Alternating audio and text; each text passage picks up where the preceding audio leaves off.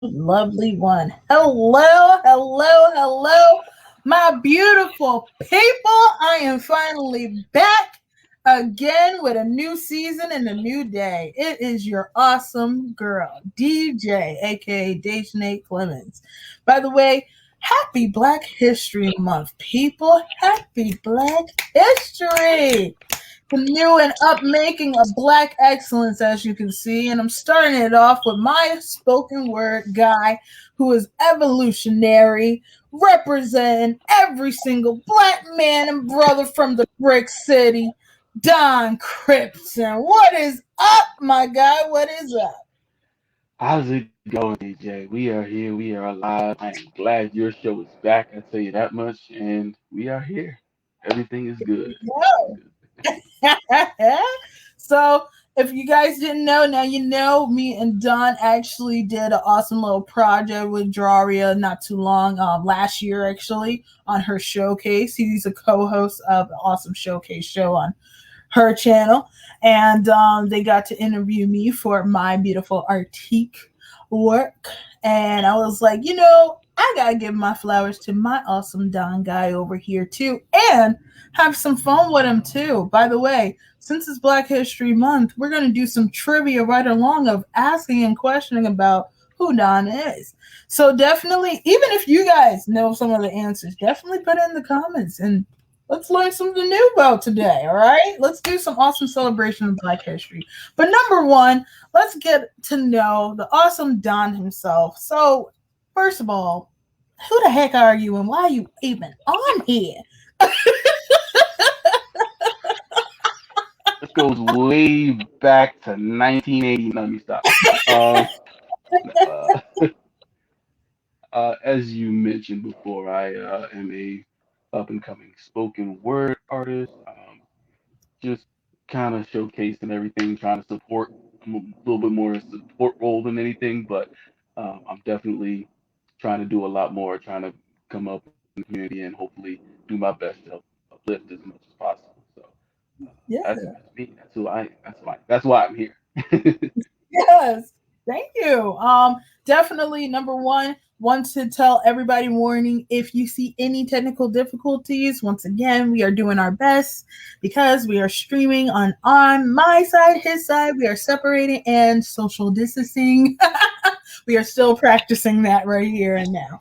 But most importantly, I want the peeps to know a little bit about you. What got you into the whole writing and just poetry itself? I mean, I noticed you love speaking deeply about Black culture, politics, especially your point of view and perspective of social injustice of what our community really go through, and wanted to understand like why do you uh, what made you start actually writing onto these topics? um, First, start writing on these topics because I can give you two completely different stories. All right, well, um, start writing from the start of writing and then the topics. okay, so starting writing, I've always been able to write. I wasn't great at English and like literary stuff, but I've always liked to create short stories. I used to be in a little rap type thing way back in the day. Joey B, if you're watching, is my man. Uh, Long time ago, we used to just kind of go back and forth, take a couple of beats, just just throw rhymes and words on. So, I wasn't always like I always wanted to make a message when I speak, when I rap, you know, when I make poems. And I always wanted to make sure that I am saying something, and I'm not just going ooh throwing little stupid words in there. I always want to make sure I have a message. So everything that I say, everything that I rap, everything that I poems about is a short story of some sort. So that's how I got into writing. As far as writing about topics, that's always been a thing, but I'm kind of honed in on it. Definitely last year. Um, as much as it's always been on the mind, I went through a few things that kind of opened up, my perspective and opened up my willingness to take in things. So uh, I've always kind of just been kind of sit in the back and wait and see how things kind of kind of happen kind of guy, but I've gotten to the point where, me being silent, I know it's not going to work anymore. Me not stepping up, me not saying the things that I want to say, uh, doesn't work anymore. So I'm getting to a point where I'm kind of stepping out, kind of putting myself out there and making sure people understand what I'm thinking and understand what I'm saying. So that's why. And my first live event was at the Poets Protest put on by the Newark Poetry Council last year. That was Nice. my first live event. So just actually getting out there and spitting. So that's kind of where I started and where I've continued from there. Nice. And I mean, I love that about you. It's just that you do take the time to really grasp and incorporate what you visually want to really speak on. I noticed that you're very visual. Um, I feel like you're more of a visual artist in your work of writing. I mean, Guy, trust me, he's gonna be performing pretty soon. But it's just mind blowing. Yeah, you are. But and I like that you talked about waiting for the moment, or just like, being, patient with it and everything. It kind of reminds me of a little bit about Rosa Parks, how she really took stand and like took a moment, to acknowledge that, especially that situation that occurred while she was on the bus. Her taking that moment of saying, I'm tired, I had enough, but also just keeping her composure right along in that moment of social injustice. And here's the cool question that I have for you in trivia now. So, how I did that. Okay. My question for you: what was the name of the bus that Rosa Parks was on? Do, do, do, do, do, do. Name of the bus, Rosa The Parks. name of the bus. If anybody could guess that, that's a good question, right? The That's actually name good. of the bus. Name of the bus. I feel like that's something that kind of got swept away. It's kind of interesting. Yeah, I think this one got swept away. Want a little help? Well, A little bit. Let's go. Let's go. okay. All right. So I can't even help you. I can't even find a way to say a hint. I'm gonna just say the answer. Cleveland Avenue bus. Cleveland Cleveland Avenue. Wow. Avenue. That's actually, it's so funny. We talk about, so much of the act. We don't really think about actually like the where, the when, the how, and I feel like we've missed those little things. And Right. it's just, it still is just, it's so symbolic. I actually got to see the bus. The actual bus itself is actually in Maryland. It's in, they originally had it in one of the museums in Maryland, but they changed it and put it into the African American Museum. Um, Hmm. from the last that I remember, sometimes they changed it, but it's called Cleveland Avenue Bus, and it's really just breathtaking to actually see it in person. Have you ever had that like little moment yourself too when you see somebody's work in person? And how does that help and motivate you with your artistry as well? Seeing, like I said, seeing people live and seeing people's actual physical manifestations, it's very, uh, it brings some type of life to you, definitely. Just where I kind of started getting into it seriously when I started. I got the inspiration to start going live. I was at Tryout Cave, Yeah, Mile. And they used to have a bunch of open mics, depending on where you're at, which show you're going to. And just seeing people on stage kind of just literally pouring out their souls on the stage, yeah, people actually, just literally giving everything that they have, telling you their stories on the stage. That yes. is what kind of motivates you to get up and want to tell your story as well. And obviously people who are fighting for advocating or kind of doing the same thing. the same thing. Seeing them step up and do what they got to do in order to get to where, try to get some type of justice going on is definitely Mhm. something, most people, we need it, put something in you to make you want to be motivated to do the same thing. That's facts. That's true facts. Cause the beautiful part about um just in general being black is awesome. Let me be real, okay?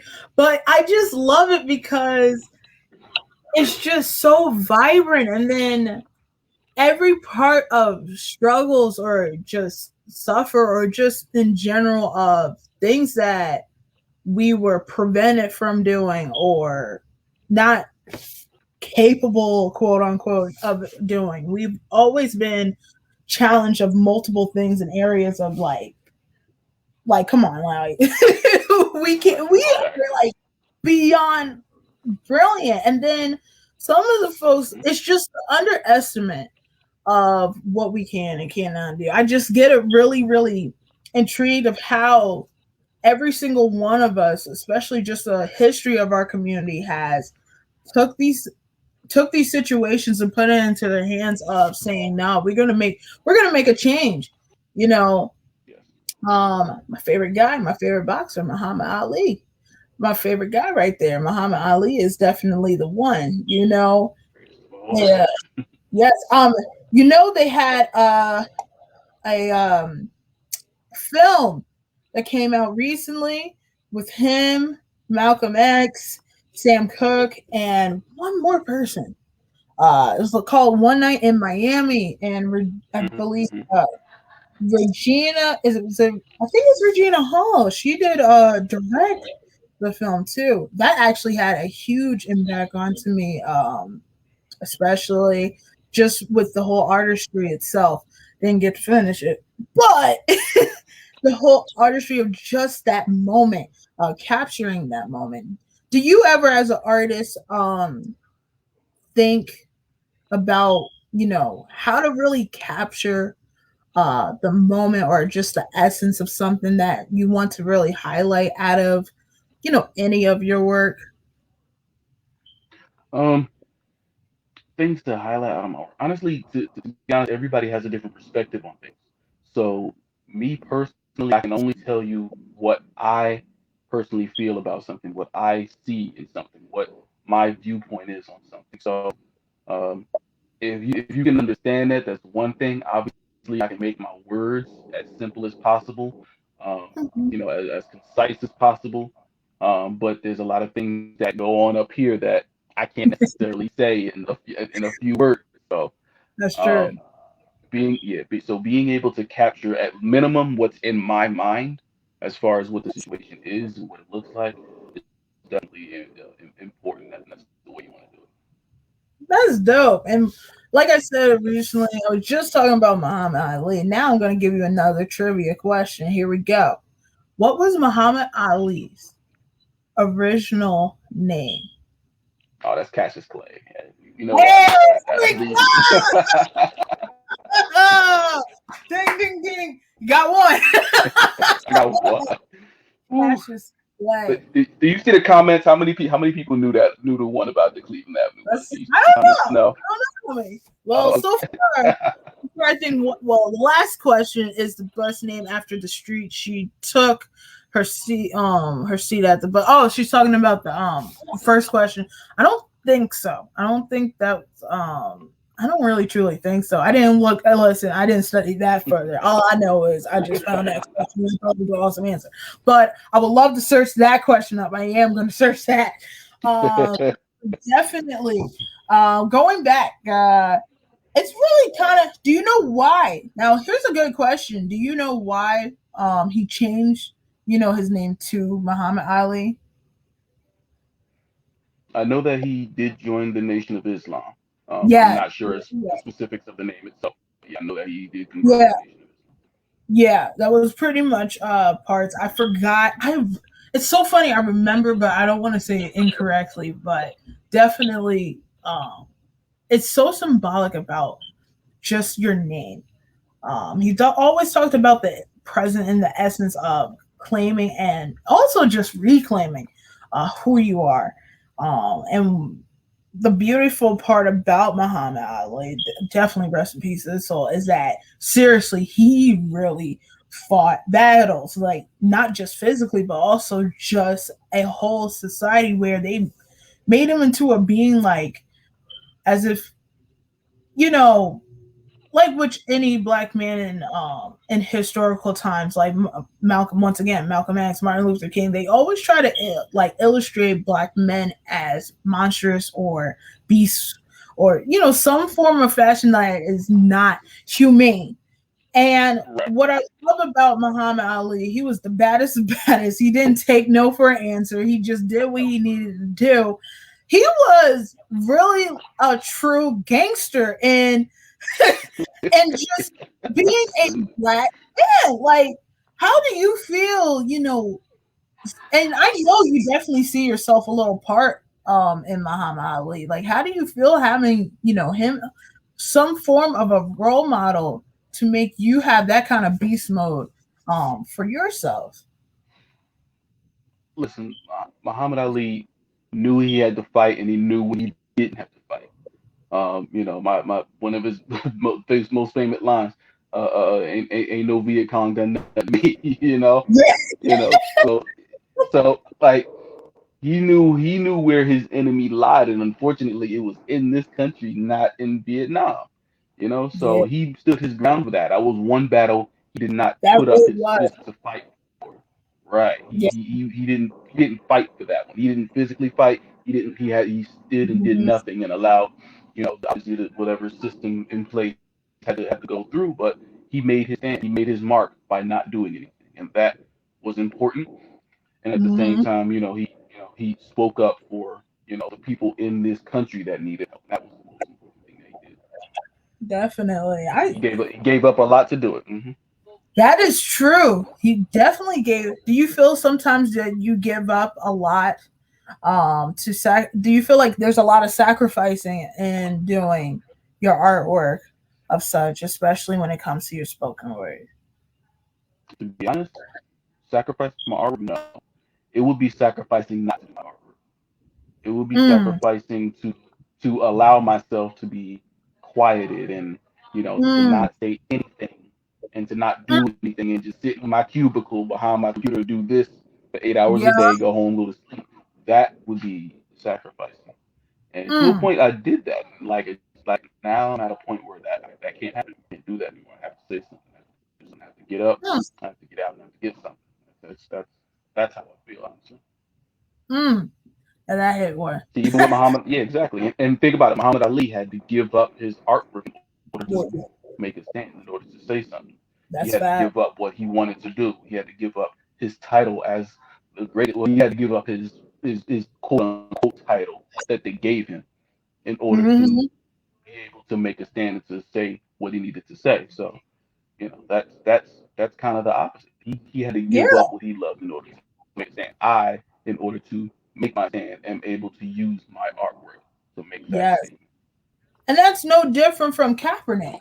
What Kaepernick was standing for, well, not even standing, taking the knee, Yeah. you Hmm. definitely was a huge, huge, um, it was something this small, but became a dramatic, huge change to our perspective and to our world, especially in entertainment industry, that it was a fresh reminder of what we really gotta really truly fight for and come to a full education off of.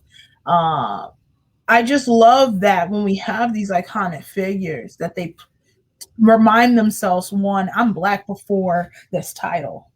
And I like that we come, it is very necessary and it's very needed to especially our community, because we don't have that privilege to just simply say, well, I'm just this. No, because of the barriers and the historical content, especially our history and generation of press, it wasn't really a true, like, genuine, oh yeah, I just choose when to. No, this is our natural livelihood.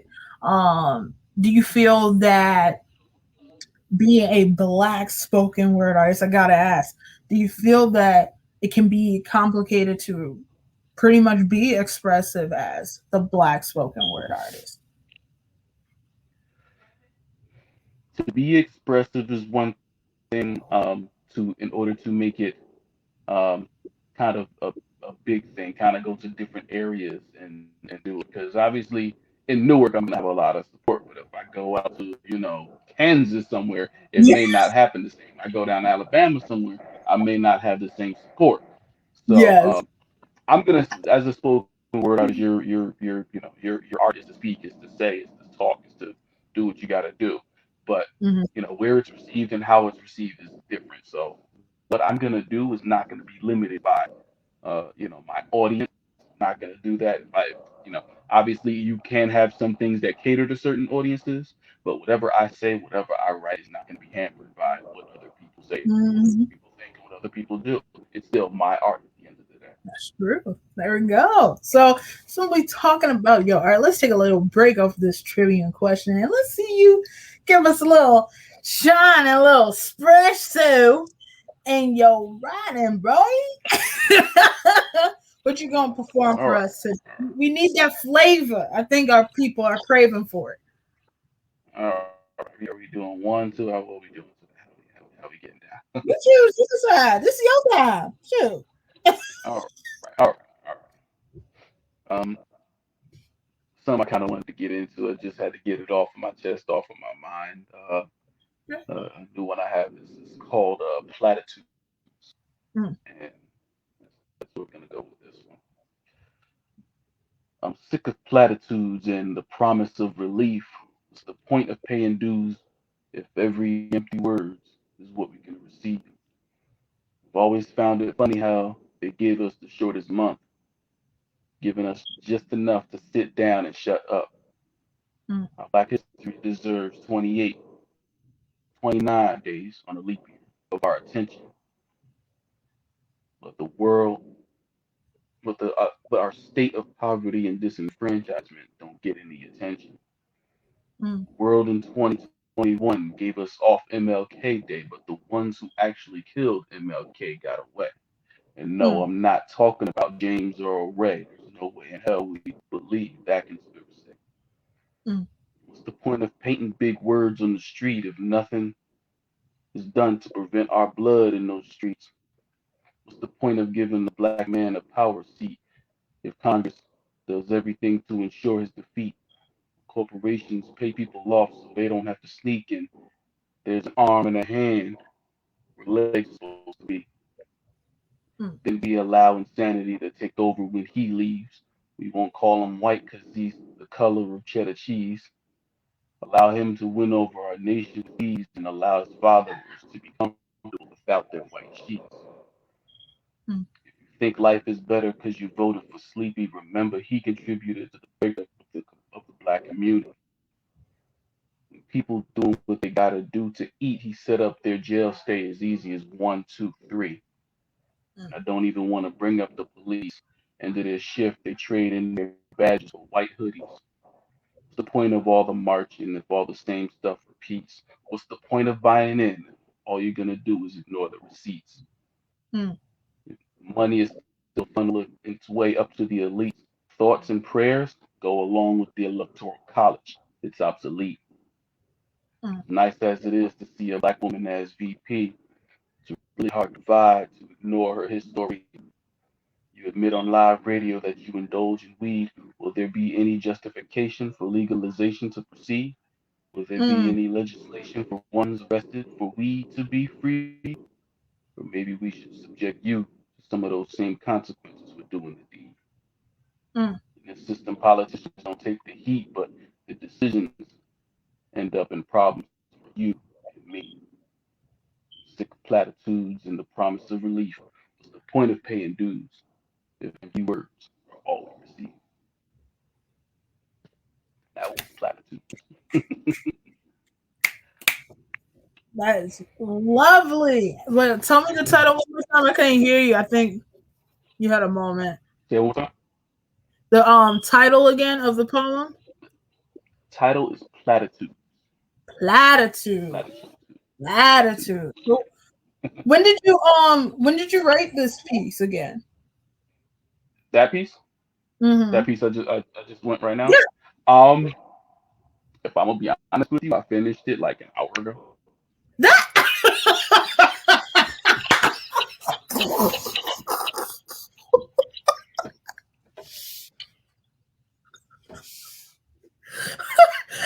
I that's true.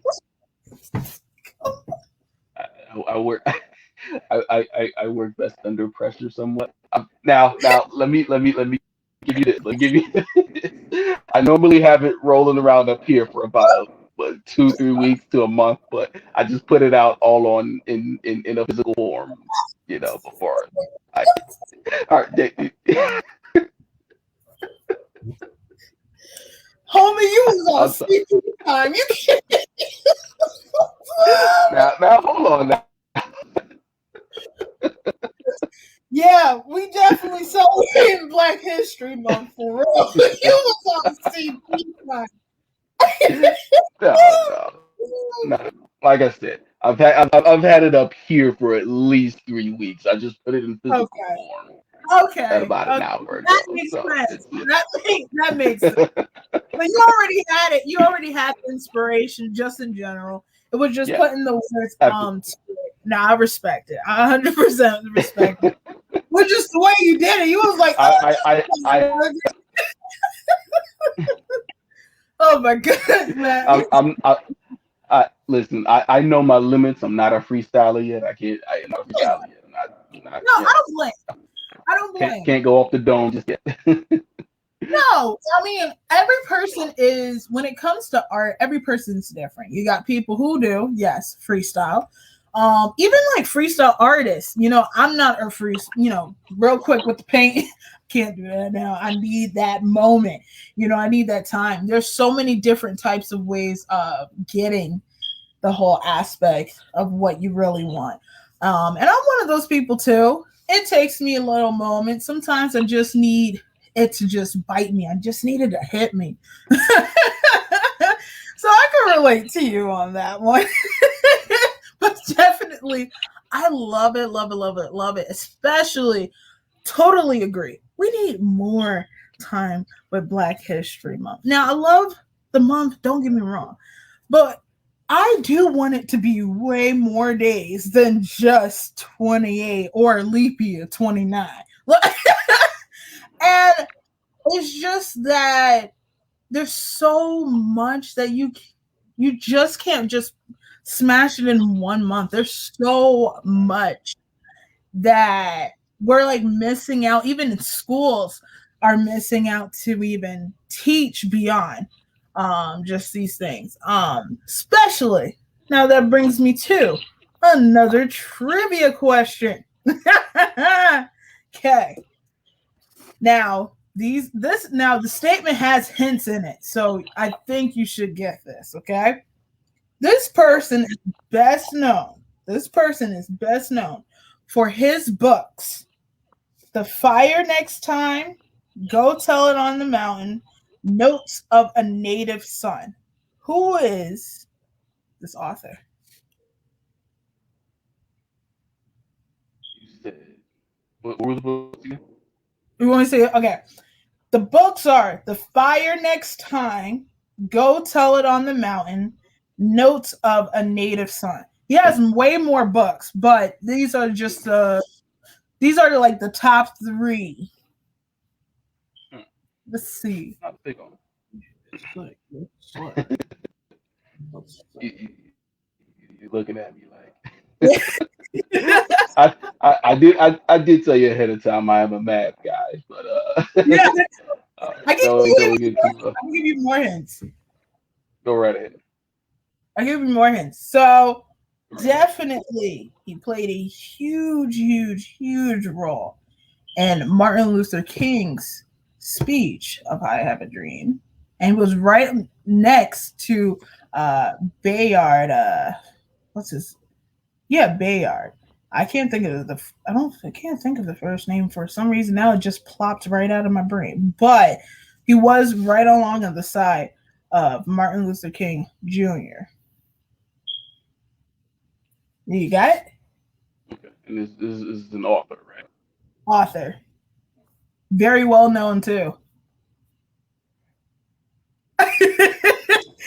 Obviously not that. I'm going through the authors in my head. There's a few of them, so I'm going through a few of them in my head. Is there one more clue or no? Um. Okay. Recently, his book, another book of his. I didn't say it in the list because if I say it, it's going to give it away. But one of his books did become. One of his books became a movie. In addition, Regina Hall did win an award of this movie. That's the biggest hint. That's the biggest hint.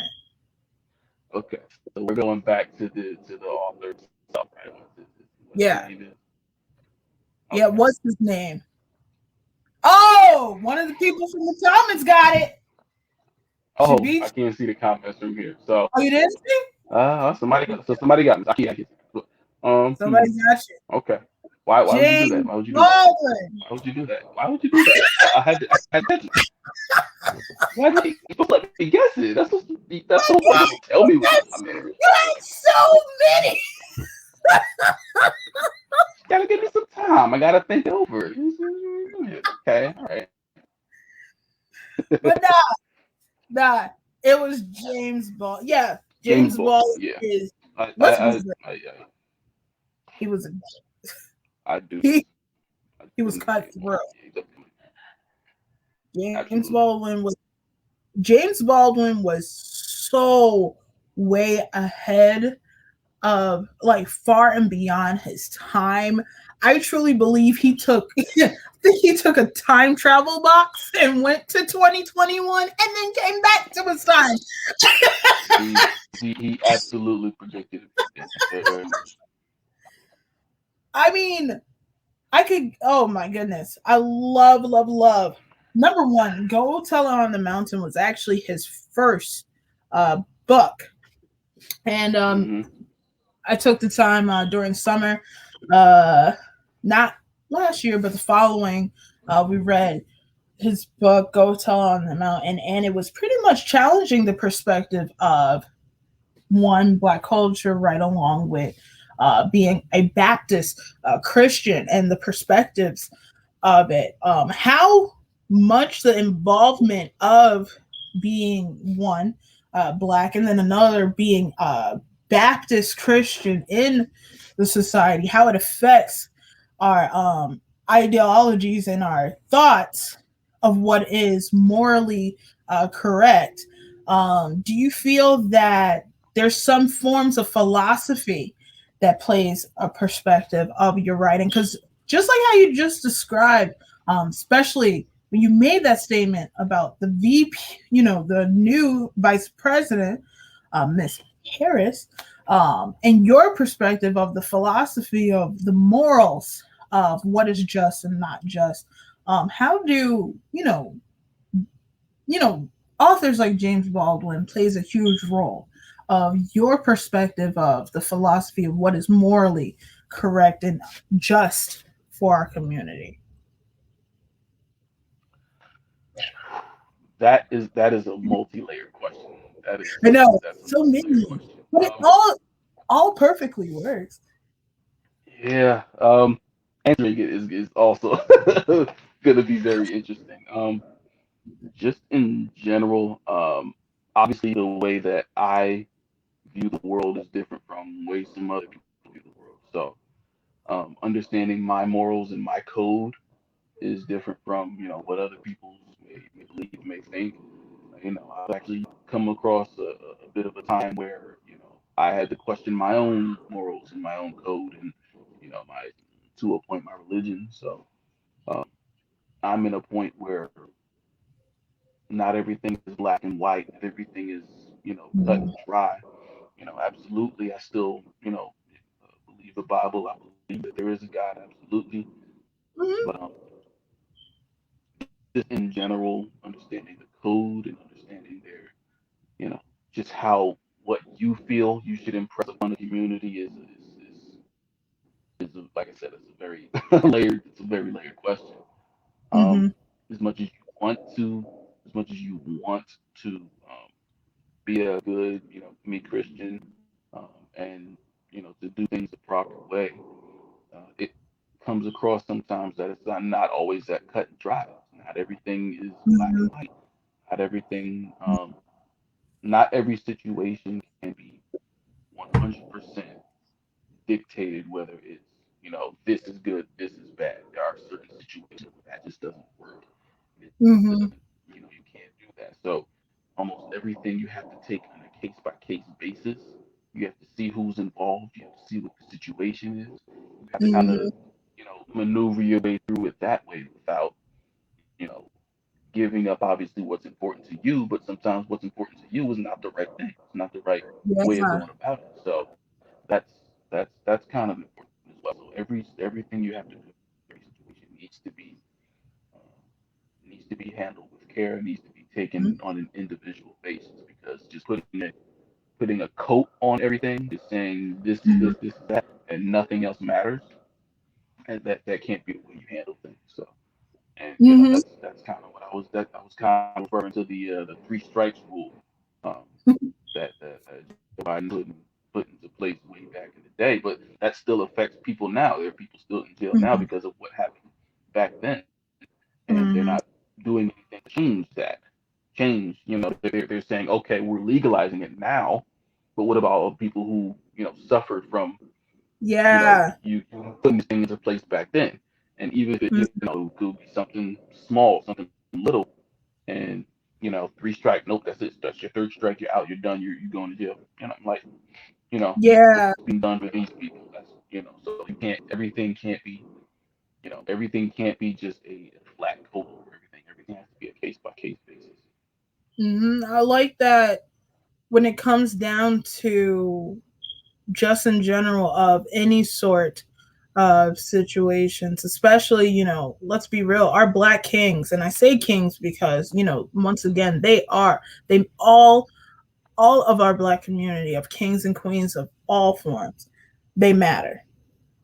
Number one, there's so many trials and tribulations that every single person, especially in the beautiful ambience of just blackness, is really just undescribable but optimistic.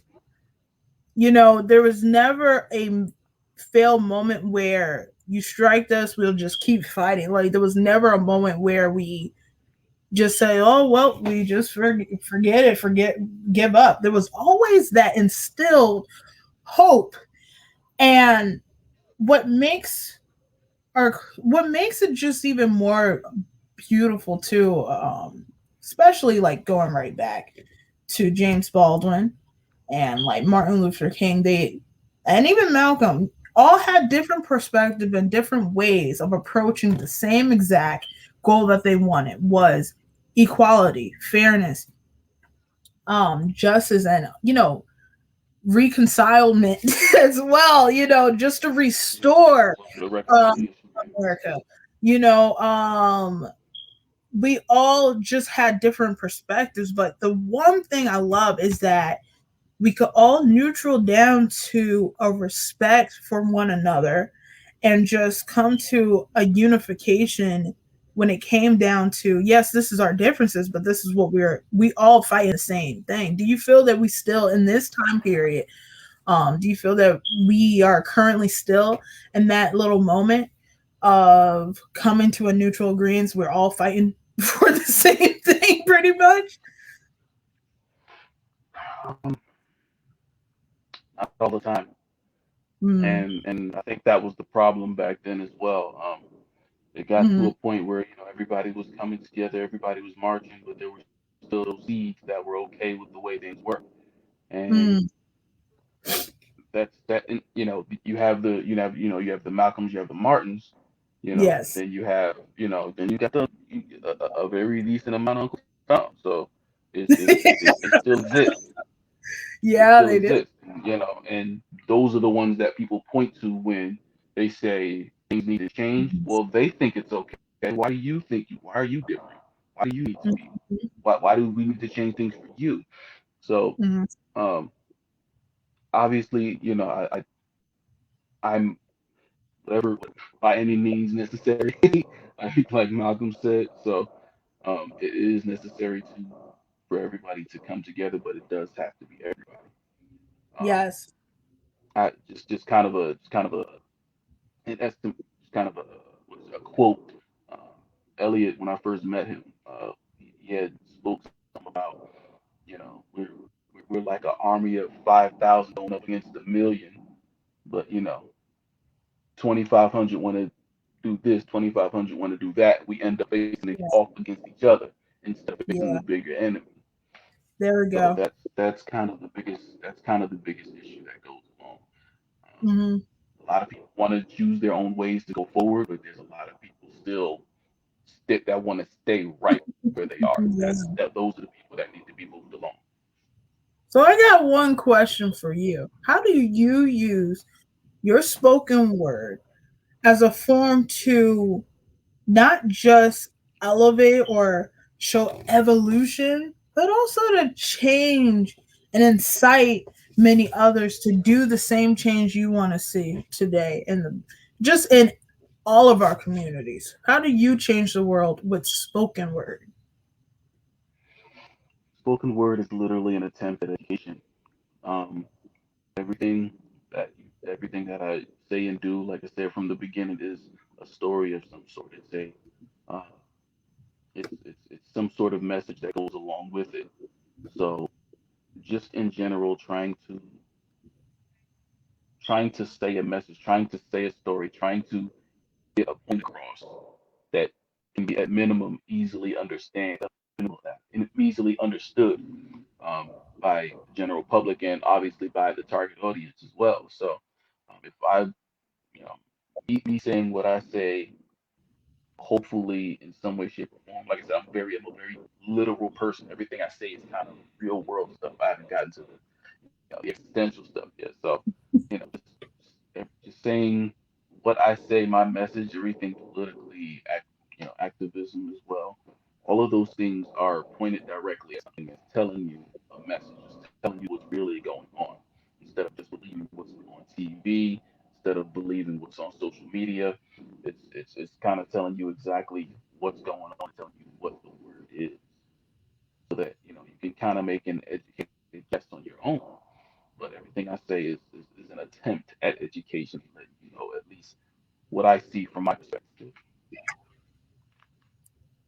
I just want to hug you.